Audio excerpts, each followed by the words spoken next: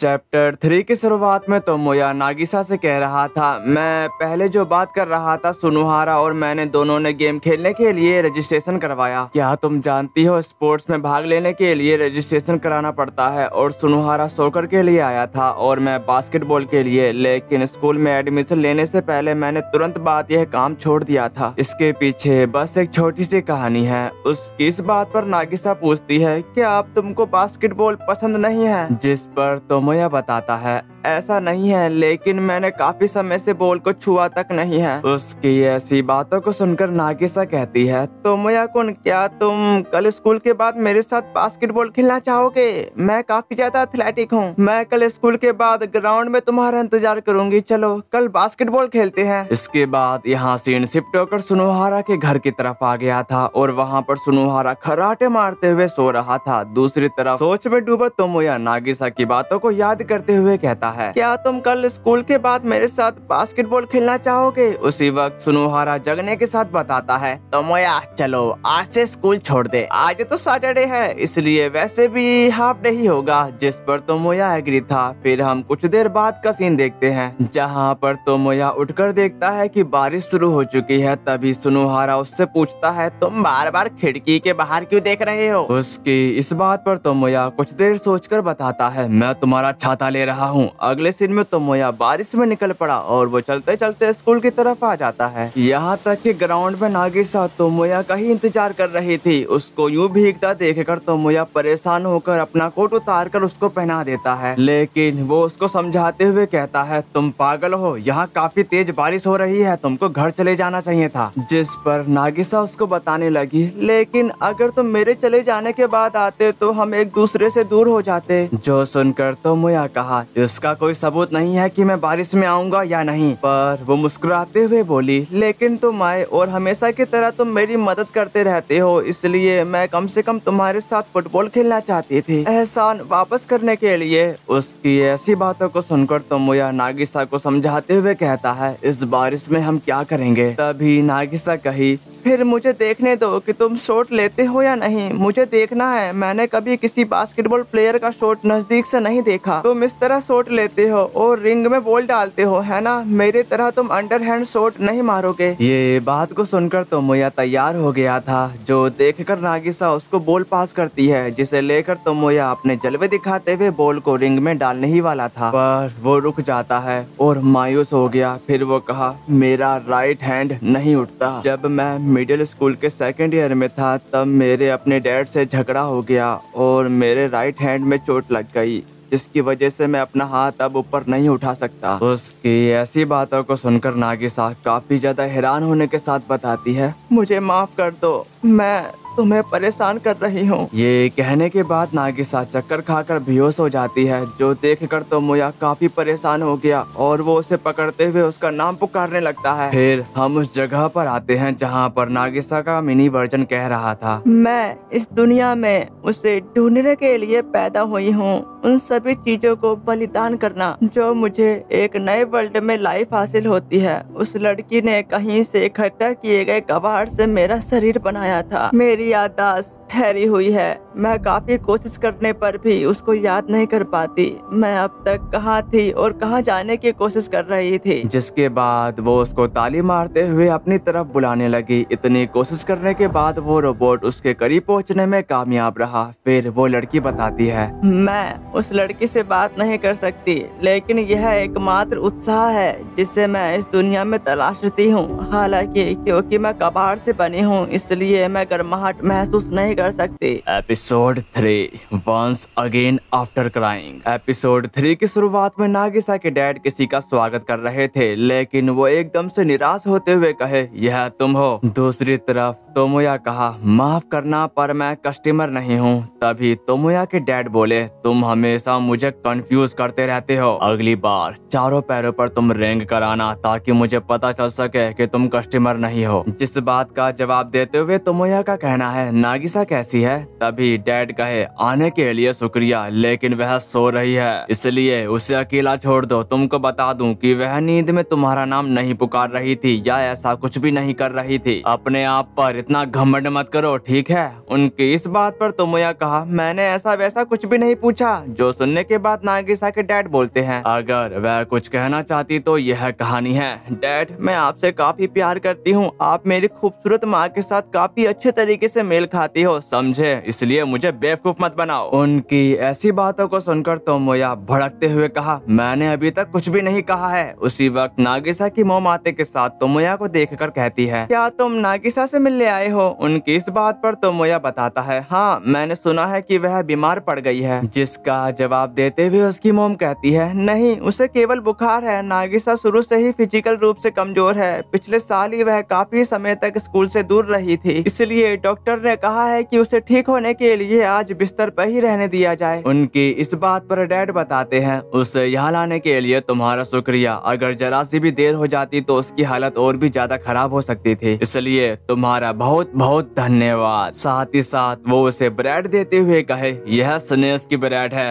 इसे लो। अरे यार, अब इसे ले भी लो। उनको ये सब करता देखकर तोमोया समझाता है, मैं इन सब के लिए यहाँ पर नहीं आया हूँ। जिस पर उसके डैड कहे, इतना पोलाइट मत बनो, क्योंकि हमने सेल्फ पर बचा हुआ खाना दिया है। उनकी ऐसी बातों को सुनकर नागिसा की मॉम रोने लगी, यहाँ तक कि वो वहाँ से जाते हुए कही, क्या मेरी ब्रेड इतनी बेकार है कि बच गई? जो देखकर नागिसा के डैड अपने मुंह में ब्रेड भरकर उनके पास जाते हुए कहते हैं, नहीं, ऐसा नहीं है। तुम्हारे द्वारा बनाई गई ब्रेड दुनिया की नंबर 1 ब्रेड है। उन दोनों की ऐसी हरकतों को देखकर तोमोया कहा, जिस तरह मैं इन्हें देखता हूँ मुझे लगता है कि चिंता करने की कोई बात नहीं है। तभी वहाँ पर एक लड़की आते के साथ कहती है, एक्सक्यूज मी, स्टाफ कहाँ है? जिस पर तोमोया उनको बताता है वह बाहर भाग गए। फिर वो अपनी ब्रेड देते हुए बोला, अगर तुम चाहती हो तो इसे ले लो। उसको अपनी ब्रेड देता देखकर वो लड़की कहती है, क्या तुम श्योर हो? जिस पर एग्री करने के साथ तोमोया का कहना है, हाँ, क्योंकि उन्होंने यह मुझे फ्री में दिया था। जो लेने के साथ वो लड़की कहती है, मेरे लिए नागिसा की मॉम को शुक्रिया कह देना। ये कहते ही वो वहाँ से जाने लगी। उनके पीछे खड़ा तोमोया अपने मन में कहता है, यह काफी खूबसूरत पर्सन है। जिसके बाद हम तोमोया को देखते हैं जो वहाँ से निकल गया था, पर वो जाते हुए नागिसा के बारे में सोचते हुए कहता है, वह बेवकूफ है, उसे पता था कि वह फिजिकल रूप से कमजोर है। उसी वक्त पीछे से एक पर्सन तोमोया को पुकारते हुए उसे कहीं ले जाता है। वहाँ पर पहुँचकर वो पर्सन तोमोया से कह रहा था,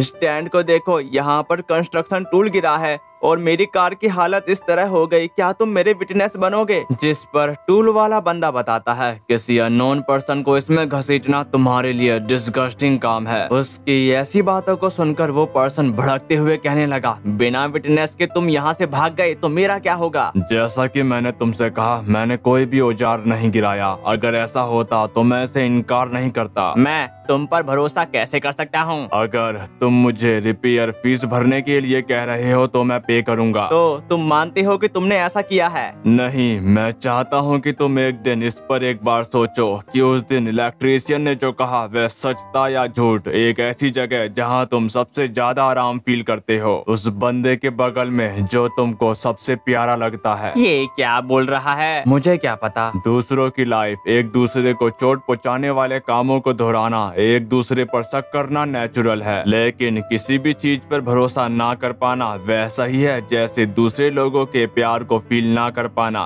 क्या तुम शायद अकेलापन फील नहीं कर रहे हो? उसकी इस बात पर एग्री करने के साथ वो पर्सन बोला, मुझे भी ऐसा ही लगता है। ये बात को सुनकर कंस्ट्रक्शन वाला बंदा बोला, अच्छा तो ऐसा है तो फिर तुमसे प्यार होना ही चाहिए। प्लीज जीते रहो ताकि लव खत्म ना हो जाए। उसकी बेतुकी बातों को सुनकर तोमोया मन में कहा, मैं इस बात से हैरान हूँ कि वह इतनी सारी बवाल बातें कैसे बोल सकता है। ये कहने के बाद तोमोया कार के डेंट को बड़े ध्यान से देखने के बाद उनको बताता है, यह शायद एक बिल्ली का है, इसे देखते रहो और इसे इस एंगल से देखो, देखते रहो। उसको बड़े ध्यान से देखने के बाद पता चला कि तोमोया बिल्कुल ठीक कह रहा था। जिसके बाद तोमोया समझाता है, मुझे यकीन है कि बिल्ली दीवार से कूद गई होगी और उसी कारण से यह गड्ढा हो गया। साथ ही साथ वहाँ पर हम एक बिल्ली को देखते हैं जो कार से निकलकर कहीं जाने लगी। नेक्स्ट सीन में टूल वाला बंदा तोमोया से कह रहा था, शुक्रिया, तुमने मुझे बचा लिया। जिस पर पर तोमोया बताता है मैंने तो केवल वही कहा जो मैंने देखा। फिर वो बंदा बताता है मैं तुम्हें प्रॉपर थैंक्स करना चाहूंगा। फिर वो कार्ड देते हुए कहता है जब तुम्हारे पास समय हो तो फोन कर लेना। अगले सीन में तोमोया बेकार की बातें करते हुए बड़बड़ा रहा था, क्या तुम अकेले नहीं रहे या तुम मुस्कुरा रहे हो और बाकी बातें। दूसरी तरफ सुनोहारा हैरान होकर कह रहा था वह महान एमसी योशिनो युसुके है। तभी तोमोया पूछा क्या तुम उन्हें जानते हो, जिस पर सुनोहारा बताता है हाँ वह रिटायर्ड करिश्माई म्यूजिशियन है। उनकी सीडी निकलते ही आउट ऑफ स्टॉक हो जाती है, लेकिन अचानक वो गायब हो गए। पर कौन जानता है कि वो आसपास ही है। मेरी छोटी बहन ने मेरे लिए द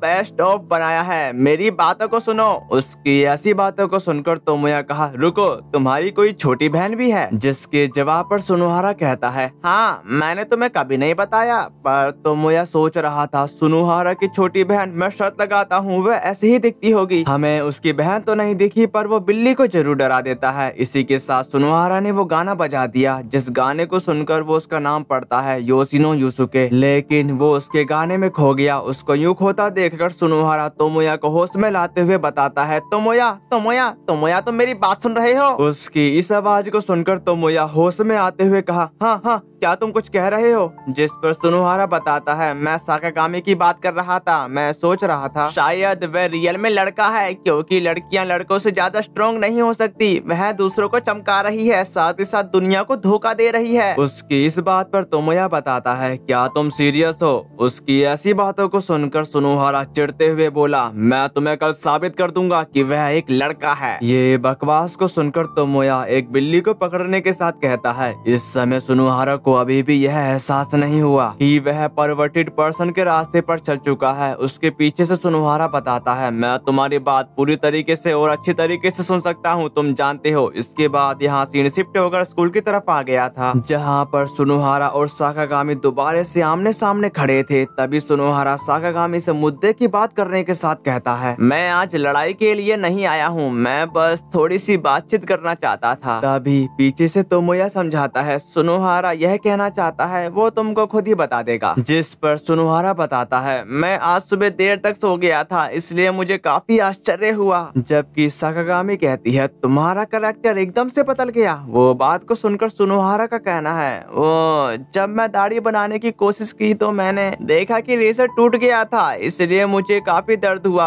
और तुमको कोई आपत्ति ना हो क्या मैं तुम्हारा रेजर उधार ले सकता हूँ। जिस बात का जवाब देते हुए साकागामी बताती है मुझे तुम्हें उधार देना पड़ेगा। उसकी ऐसी बातों को सुनकर सुनोहारा नाचते हुए कहता है अरे वह झांसे में फंस गई, तुमने भी ये सुना है ना। पर तोमोया कहा हाँ मैंने भी सुना। जिस पर साकागामी कहती है इसका क्या मतलब है। साकागामी के कहने के बाद सुनोहारा बोलता है तुमने अभी कहा मुझे तुमको उधार क्यों देना है, दूसरे शब्दों में कहे तो तुम्हारे पास रेजर है। उसकी ऐसी बातों को सुनकर साकागामी बोली मेरे पास नहीं है। जब मैंने कहा इसका मतलब है मुझे तुमको अपनी पर्सनल प्रॉपर्टी उधार देने की क्या जरूरत है सबसे पहले। जिस पर सुनोहारा भी कहा सबसे पहले क्या। तभी साकागामी सुनोहारा को लात मारते हुए बताती है एक लड़की से ऐसी बात पूछना यह काफी भद्दा है। फिर वो एक फाइनल स्ट्राइक करने के साथ उसको दूर पटक देती है। गिरने के साथ सुनोहारा कहा क्या तुम मुझे मार डालोगी। इसी के साथ वो बाय कहकर वहाँ से चली जाती है। नेक्स्ट सीन में तोमोया अकेले ही घूम रहा था। उसी वक्त उसको नागिसा दिखाई दी जो काफी खुश भी दिख रही थी। तभी उसकी नजर एकदम से तोमोया पर चली जाती है, लेकिन वो उससे बात करने में हिचकिचा रही थी जिसकी वजह से उसने अपना हाथ हिला दिया। जबकि तोमोया सीधे जाकर नागिसा के पास जाकर बैठ जाता है। दूसरी तरफ नागिसा ब्रेड खाते हुए बताती है मैं खुश हूँ, मुझे खुशी है कि मुझे तुमसे हेलो करने की हिम्मत मिली। मैंने सोचा था कि तुम मुझे माफ नहीं करोगे क्योंकि मैंने तुम्हें चोट पहुंचाई है। जो सुनकर तोमोया कहता है मैं भी माफी चाहता हूँ। उसके इस जवाब को सुनकर नागिसा इमोशनल होकर कहती है मुझे रिग्रेट है पर अब मैं राहत फील कर रही हूँ, मैं काफी बेवकूफ हूँ है ना। ये बात को सुनकर तोमोया नागिसा की ब्रेड लेकर उसमें से थोड़ा हिस्सा तोड़कर खा जाता है। फिर उसको बताता है तुम शायद पागल हो गई हो, मुझे नहीं लगता कि इसमें कुछ गलत है। साथ ही साथ वो उसकी ब्रेड लुटा देता है। पर नागिसा कही तुम्हें ऐसा लगता है। जिसके जवाब पर तोमोया का कहना है क्योंकि मैं भी पागल हूँ, मैं तुम्हारे सामने ही लेवल पर हूँ, उन लोगों से काफी दूर जो दुनिया को अच्छे से संभाल सकते हैं या जोखिम भरा हुआ गेम खेल सकते हैं। मुझे यकीन है कि इसमें काफी तनाव होगा, लेकिन लेकिन अगर इसका मतलब अकेले ही रोना है तो आओ मुझे ले जाओ। मेरा मतलब है क्योंकि मेरे पास समय है, तुम्हारे साथ घूमने से मैं बोरियत फील नहीं करता। इस बात पर नागिसा बताती है ठीक है, जब मुझे रोने का मन होगा मैं तुम्हें फोन करूंगी। उसी वक्त हम किसी के हाथों को देखते हैं जो तोमोया की जेब चेक कर रहे थे। फुको इबुकी की ऐसी हरकतों को देखकर तोमोया कहा तुम ये क्या कर रही हो? जो सुनकर फुको इबुकी उससे दूर जाते हुए कहती है मैं बस अपने नाइफ की तलाश कर रही थी। तभी तोमोया उसका नाइफ बाहर निकालने के साथ बताता है क्या यह है तुम्हारा नाइफ? अपना नाइफ देखकर वो उसको मांगने लगती है पर तोमोया उससे पूछता है अब तुम्हारा हाथ कैसा है? जिस पर फुको इबुकी कहती है अब इसमें दर्द नहीं हो रहा, लगता है यह ठीक हो गया। ये बात को सुनकर तोमोया उससे हैंडशेक करता है जिसकी वजह से उसके हाथ की हालत खराब हो गई, इसलिए तोमोया उसको नाइफ देने से मना कर देता है। साथ ही साथ नागिसा कहती है ऐसा लगता है कि तुम्हें काफी दर्द हो रहा है, पर फुको इबुकी यह एक्सेप्ट नहीं कर रही थी, इसलिए तोमोया उसको हाई फाई करने को कहता है। जो सुनकर वो उछल कूद करने के बाद हाई फाई करती है लेकिन वो रोने लगी। ये सब चेक करने के बाद तोमोया को मालूम हो जाता है कि इसकी चोट अभी तक ठीक नहीं हुई है। दूसरी तरफ फुको इबुकी अभी भी कहती है इसमें दर्द नहीं हो रहा, पर उसकी ऐसी हरकतों को देखकर नागिसा बोली ऐसा लग रहा है कि तुम अभी भी काफी दर्द में हो। तभी तोमोया कहता है फिर हम बॉक्सर और ट्रेनर का काम करेंगे, तुम ट्रेनर हो ठीक है, तुम अपना हाथ इस तरह रखो और मैं तुम्हारे हाथ पर जोर का घुसा मारूंगा। उसकी ऐसी बातों को सुनकर फुको इबुकी डर जाती है पर तोमोया उसको समझाता है तुम कहती रहो 1 2 1 2 ठीक है, जिस पर फुको इबुकी एग्री थी। जिस पर वो एक्टिंग करते हुए कहा ठीक है मैं चला, जब जब जब स्ट्रेट मारूंगा। दूसरी तरफ फुको इबुकी घबराते हुए 1 2 1 2 कह रही थी। फुको इबुकी की ऐसी हरकतों को देखकर तोमोया उसका नाइफ वापस करते हुए कहता है तुम कब तक ऐसा करती रहोगी? तभी बेल बजी जिसकी वजह से सुनोहारा नागिसा से कहा बेल बज गई है चलो चलें। उसी वक्त फुको इबुकी अपना सबसे प्यारा स्टार तोमोया को देकर भाग जाती है। ये देखकर तोमोया काफी हैरान हो चुका था। अगले सीन में तोमोया सुनोहारा को उठाते हुए कहता है ओए सुनोहारा सुनोहारा क्या तुम जिंदा हो? अब तो स्कूल का भी समय हो गया है। तभी सुनोहारा उठकर तोमोया को बताता है क्लास ओवर हो चुकी है, जिस पर एग्री करने के साथ तोमोया कहा हाँ लगभग 100 साल पहले। ये बात को सुनकर सुनोहारा हंसने के साथ कहता है 100 साल पहले? तब तक तुम मर चुके होगे। जिस पर तोमोया कहा हाँ मैं बस एक होलोग्राम हूँ। साकागामी द्वारा लात मारे जाने के बाद तुम 100 साल तक सोते रहे, यह दुनिया 100 साल पहले की है। ये बात को सुनकर सुनोहारा सीरियस होने के साथ बताता है कि दुनिया का क्या हुआ? तभी तोमोया कहा दुनिया खत्म हो गई। ये बात को सुनकर वो डर जाता है। फिर वो प्रे करते हुए कहा मॉम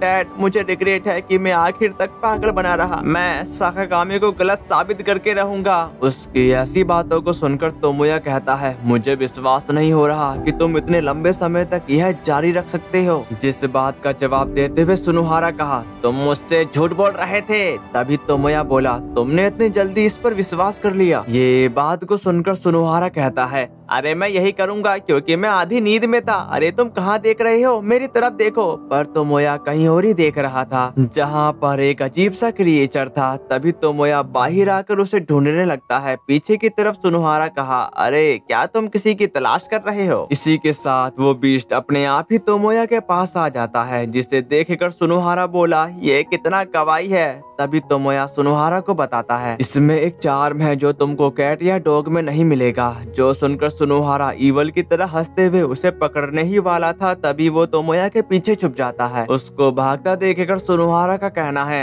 अरे भागो मत मेरे पास आओ। फिर वो उसको पकड़ लेता है लेकिन वो काफी चिल्ला रहा था। उसकी इस आवाज को सुनकर मियो तुरंत एक किताब उस पर जड़ देती है। साथ ही साथ वो आते के साथ एक शानदार किक मारते हुए उसको दूर पटक चुकी। अपने दोस्त को पिटता देखकर तोमोया कहता है सुनोहारा साकागामी की किक की तुलना में कौन सी किक सबसे ज्यादा दर्दनाक थी? जिस पर वो भड़कते हुए बताता है तुम्हारे पास पूछने के लिए और भी चीजें हैं है ना? मुझे लगता है कि मैंने जूते के तेल के साथ कुछ हल्का ब्लू कलर देखा था। उसकी ऐसी बातों को सुनकर मियो शर्मा रही थी, पर वो उसे फिर से एक जोरदार लात मारते हुए कहती है इसे अपने दिमाग से निकाल दो। इस बार सुनोहारा सीधे उड़ गया, पर जब वो इस बार गिरा तो उसकी हालत काफी ज्यादा खराब हो चुकी थी। साथ ही साथ वो पुई पुई करने वाला बिस्ट मियो की बाहों में आ गया। तभी मियो सुनोहारा से कहती है तुम्हें क्या लगता है और तुम मेरे बच्चे के साथ क्या कर रहे थे? तभी तोमोया उसके पास जाकर पूछता है क्या ये तुम्हारा पेट है, जिस पर एग्री करने के साथ मियो बताती है हाँ यह एक ओरिंका है, एक बेबी बोर। तुमने सुना होगा कि लोग इसे ओरिबो भी कहते हैं। ये बात को सुनकर तोमोया कहा क्या ये तुम्हें लेने आया था। उसकी ऐसी बातों को सुनकर मियो बताती है मुझे भी ऐसा लगता है, और हाँ इसका नाम बोटन है, यह सचमुच काफी सुंदर नाम है। जिस पर तोमोया बोला ये काफी टेस्टी लगता है। तभी मियो उससे पूछती है क्या कहा तुमने। इस बार वो मना कर देता है कि मैंने कुछ भी नहीं कहा। जो सुनकर मियो कहने लगी बॉटम हेलो कहो, तुम्हारा ये नया दोस्त है। जिस पर बॉटम पुई पुई करता है। ये बात को सुनकर तोमोया हंसने लगा। अगले सीन में नागिसा तोमोया से कह रही थी ओपन हाउस में प्रैक्टिस करूं। उसकी इस बात पर तोमोया बताता है हाँ मुझे यकीन है कि तुम इस चीजों को अच्छी तरह से संभालने वाली पर्सन नहीं हो, इसलिए मैंने सोचा कि हम स्पीच और प्रेजेंटेशन देने के तरीके पर नजर डालेंगे। जो सुनने के बाद नागिसा कही